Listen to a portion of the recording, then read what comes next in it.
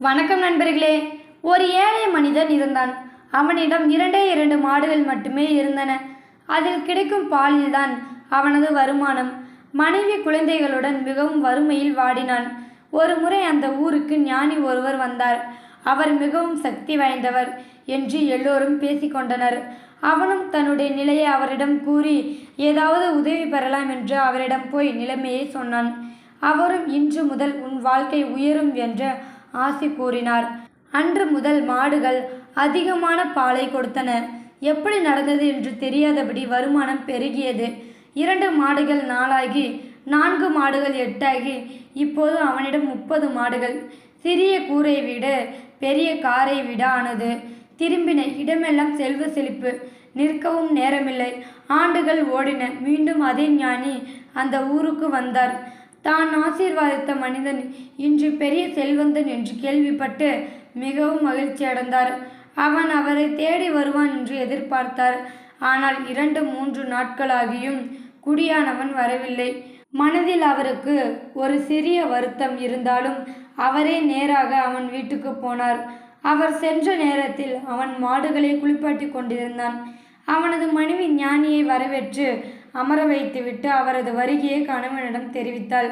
அவனும் கொஞ்ச நேரத்தில் வேலையை முடித்துவிட்டு வந்துவிடுவதாக சொல்லி அனுப்பினான். ஞானிக்கு வந்தது பாருங்கள் கோபம். காசு பணம் வந்ததும் பழசை எல்லாமே மறந்து விட்டாயா? நன்று கேட்டவனே, இனி உன்னிடம் இத்தனை மாடுகள் இருக்காது. பழையபடி 2 மாடுதான் இனி எப்போதும் உனக்கு இருக்கும். சபித்துவிட்டு வேகமாக சென்று விட்டார். இவர் பேசியது எல்லாம் அவன் காதில் விழ பதறி எடுத்து ஓடி வந்தான். அவர் இப்படி கோபித்து கொள்வார் என்று அவன் நினைக்கவே இல்லை. அவரை தேடி ஓடினான். ஆனால் அவர் எங்கு என தெரியவில்லை. சோர்ந்து போய் வீடு திரும்பினான். கொல்லைப்புறத்தில் அவர் சபித்தபடியே 2 மாடுகள் தலையில் அடித்து கொண்டு அழுதான். என் அலட்சியத்தால் எல்லாம் போச்சே, இனி பழையபடி வறுமையில் கஷ்டப்பட போறமே என்று புலம்பினான். அவன் மனைவி அவன் அருகில் வந்து சொன்னாள், இந்த 2 மாட்டையும் இப்பவே சந்தையில் கொண்டு போய் வித்துட்டு வந்துடுங்க. அவனுக்கு மேலும் குழப்பம் வந்தது. மாட்டை வித்துட்டு வருமானத்துக்கு என்ன செய்ய? இதை தவிர வேறு எந்த தொழிலும் எனக்கு தெரியாது என்றான். மனைவி மறுபடியும் மாடுகளை விற்க வலியுறுத்தினாள். சரி போ, நடக்கிறது நடக்கட்டும் என்று சொல்லி இருந்த 2 மாடுகளையும் ஓட்டிக்கொண்டு சந்தைக்கு கிளம்பினான். நன்றாக வளர்க்கப்பட்ட மாடுகள் என்பதால் உடனே நல்ல விலைக்கு விற்பனையானது. மனது கனக்க கண்ணில் கண்ணீருடன் வீடு வந்து சேர்ந்தான். அவனது மனைவியோ முகம் நிறைந்த புன்னகையோடு அவனை வரவேற்றாள். குடியானவனுக்கோ ஒன்றுமே புரியவில்லை. அவளாகவே சொன்னாள், கொஞ்சம் கொல்லைப்புறத்தில் போய் பாருங்க என்றாள். போய் பார்த்தான். அவன் கண்களையே அவனாலேயே நம்ப முடியவில்லை. அங்கே வேறு 2 புதிய மாடுகள். கேள்வியுடன் மனைவி முகத்தை ஏறிட்டான். மனைவி சொன்னாள், எப்பவும் உங்ககிட்ட 2 மாடு தான் இருக்கணுங்கிறது தானே சாபம்.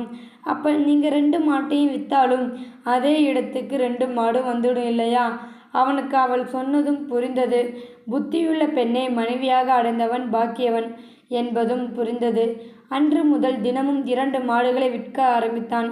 முன்பை விட பெரிய பணக்காரனானான். சில நேரத்தில் நாம் தடுமாறும்போது தாங்கி பிடிப்பவள் மனைவிதான். உரிய நேரத்தில் சொல்லும் அறிவுரையை இவளுக்கு என்ன தெரியும் என்று உதாசீனப்படுத்தி விடாதீர்கள். வாழும் வாழ்க்கையில் விட்டு கொடுத்தாலே உயர்வை தரும். சிறு விஷயத்தை பூதகரமாக பார்க்காதீர்கள்.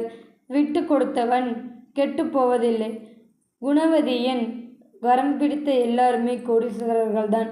பெண்கள் குணவதியாக இருக்க ஆண்களும் காரணம்.